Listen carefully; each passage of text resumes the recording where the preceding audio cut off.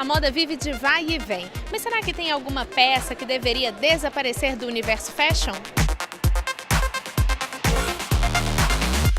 É muito complicado responder isso. No dia de hoje, dia 7 de abril de 2014, eu sumiria com a bota branca. Eu sempre quis uma bota branca de verniz com zíper da Vanderlei, a minha mãe me proibiu. A branca não funciona pra ninguém. Bota branca, tinha que ser eliminado. Eu já tive, mas hoje eu acho que é péssimo. Volta a moda e eu começo a gostar de bota branca. Não usaria, mas sou daquelas que pago língua também. Já usei muito ombreira nos anos 80 e aboli da minha vida. Eu tô com vontade de usar de novo.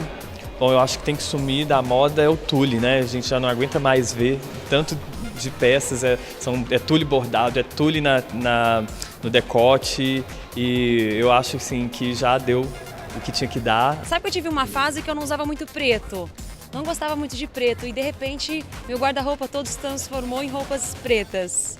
Há um tempinho atrás eu falei que polaina, agora a Prada tá com polaina e eu tô começando a gostar. Eu detesto uniformidade na moda, quando todo mundo se veste igual. É uma pena, porque a moda existe pra gente se divertir também. É uma coisa muito complicada de responder isso, porque a moda vai e volta, né? E a gente vai se acostumando com as coisas que vêm.